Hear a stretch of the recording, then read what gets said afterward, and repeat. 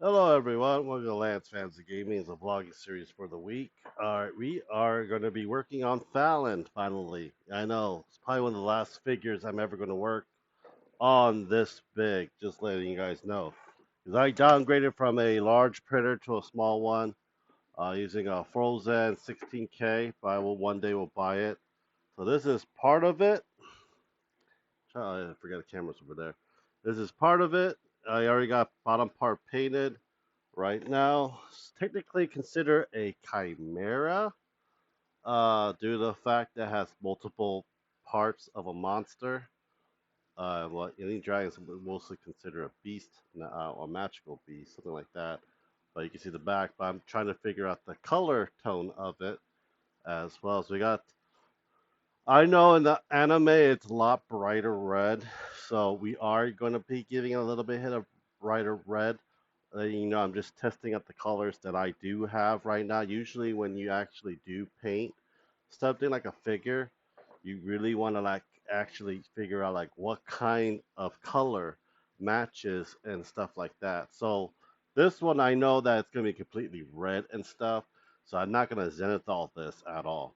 Instead, a lot of the highlights will come from the airbrush and the primer of the black.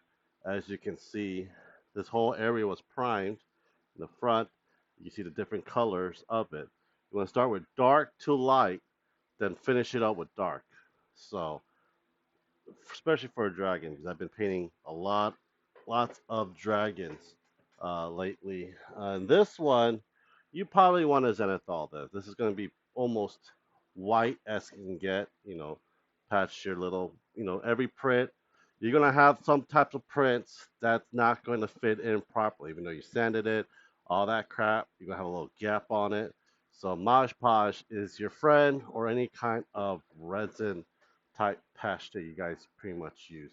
And this thing is going to need a lot of cleaning because it has a lot of cat hair and dust from the past because this was underneath the table for a long period of time for it. So this is going to be set installed. Then it's going to be white. Then it's going to, then no, I'm going to dry brush like light gray. No, no, I'll spray with light gray, then a little bit of white lighter than that. Then I'm going to dry brush the outer edge of the feather blue.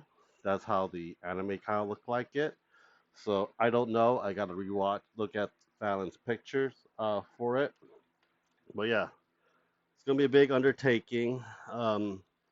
I did put a short on. If you guys know, was this minis from? I don't think it's Warhammer, but it is some type of futuristic, soldiers and stuff like that. And I have a whole bunch of them. These were made in the 1990s. I saw the little tab in the bottom before I printed the basis for it. But that's kind of cool because I am thinking of transitioning into more sci-fi-ish, cyberpunk style painting later on down the road. I do want to do Fallout. That is one of the biggest things I really want to paint is Fallout. It's just that I don't have a lot of money to paint Fallout, and there's not many Fallout STL files out there. Um, I do have a couple cyberpunkish kind of thing. Reason why I want to do cyberpunk or like futuristic sci-fi is I want to test out neon paints, and with neon paints, they're very bright, like more like fluorescent type color. And I also want to use pastel style color on a lot of the furnitures and terrains of cyber, like futuristic or post-futuristic, and I do want to build a big diorama. And I am fighting against the clock because in 2 months my child's going to be born. And when that happens, I ain't going to paint as much, even though this is just a hobby channel. I won't be in this office as often as I want to. Is that I have something called responsibility that I have caused and paid for to take care of. But it will be a blessing, and instead of having more miniature painting around, it'd be more me with the video of a child like sucking up my time. Guide me. And this is like a recorded, like a diary video for my child too. It's like, oh no, my daddy loves his minis more than me. But that's not true. I love my son as much as possible. It's just gonna suck when he grows up. When he's a teenager, we all were there when we were teenagers. We were rude little a-holes to our parents. But yeah, other than that, that's pretty much all I have for you guys so far. I just gotta clean the office. I already got the baby room set up. I'm waiting for Black Friday to buy some stuff. Hopefully, there's gonna be some sales for baby stuff because we do need a couple more furnitures.